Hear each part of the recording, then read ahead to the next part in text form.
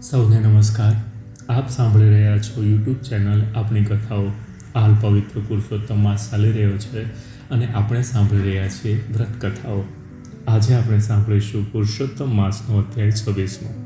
સૂત પુરાણી બોલ્યા, હે શૈનકાદિ મુનિઓ, હવે મુનિ વાલ્મીકી રાજા દ્રઢધન્વાને વ્રત છોડવાના વિધિ અંગે જણાવે છે. તે હું આપની સમક્ષ કહું છું, એ સાંભળો. વ્રત કરનારે આખા પુરુષોત્તમ માસ દરમિયાન એકટાણું કરવું. તેણે બ્રાહ્મણોને જમાડીને નિયમ છોડવો. જેણે વિના માગ્યે ભાણામાં જે પીરસાય તે જમવાનો નિયમ લીધો હોય તેણે સોનાનું દાન કરીને નિયમ છોડવો. આખો માસ ઉપવાસ કરીને દક્ષિણા સાથે ગાયનું દાન કરવું, અગર દૂધ અથવા દહીંનું દાન આપવું. જેણે ફળનો ત્યાગ કર્યો હોય તેને ફળ દાનમાં આપવું. અનાજનો ત્યાગ કરનારે ઘઉં અને ચોખા આપવા. જમીન ઉપર સૂઈ જનારે ચાદર અને ઓશિકા સાથે ગાદલું આપવું. ઝાડના પાંદડા ખાઈને રહેનારે ઘી અને સાકરવાળા ભોજન કરાવવા. મૌન ધારણ કરનારે ઘંટી અને તલનું દાન કરવું. જે વ્રતધારીએ નખ અને વાળ વધાર્યા હોય તેમણે દર્પણ આપવું. જોડા ન પહેરનારે જોડાનું દાન કરવું. મીઠાનો ત્યાગ કરનારે સાકર દાનમાં આપવી. દરરોજ ઘીનો દીવો તૈયાર કરનારે તાંબાના વાસણમાં પિત્તળની દીવી મૂકી 4 ભાગ સોનાનું દાન કરવું.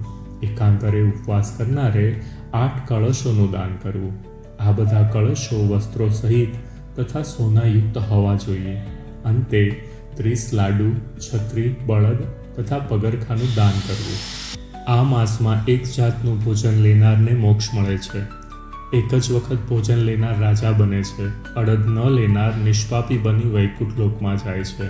શુક્લ પક્ષ તથા કૃષ્ણ પક્ષની દશમ, 11, 12 ઉપવાસ કરનાર દેવલોકમાં જાય છે. તે વૈકુંઠ પામે છે.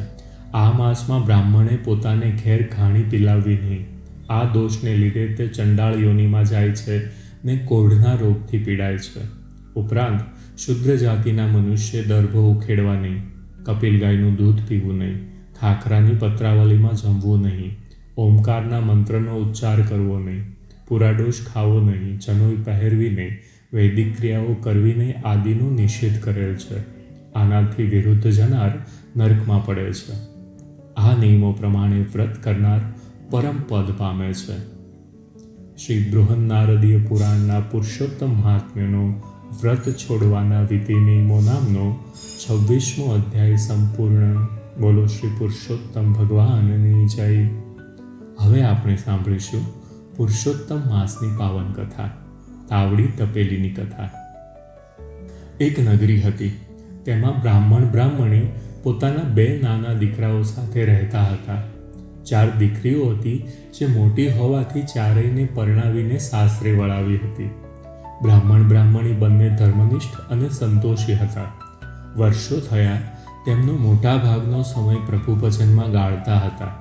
દીકરીઓ હતી ત્યાં સુધી તેમને પ્રભુ ભજન, વ્રત, ઉપવાસ, કથા વાર્તા સાંભળવામાં બાધ આવતો નહીં. પણ ચોથી દીકરી ગયા વર્ષે પરણાવ્યા પછી ઘરનું બધું કામકાજ બ્રાહ્મણીને કરવું પડતું. ઉંમર 60 વર્ષની હોવાથી તે ઝડપભેર કામ કરી શકતી નહીં.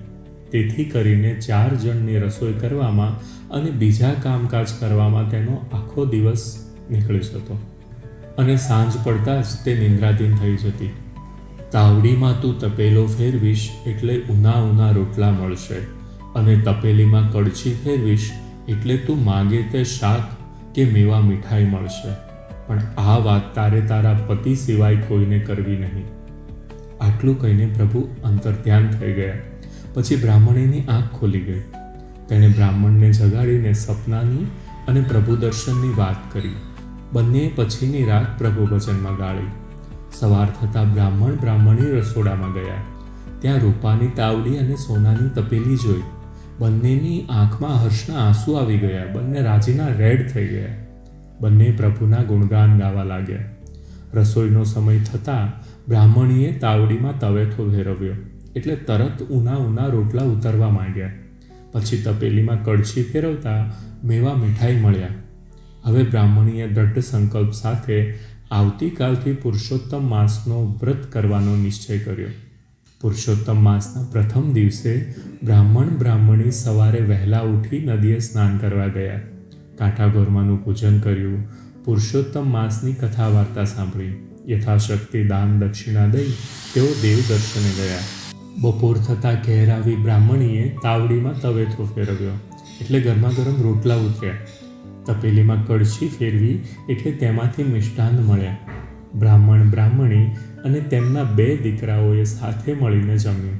રસોઈનો સ્વાદ જોઈ બંને દીકરાઓએ નવાઈ પામી.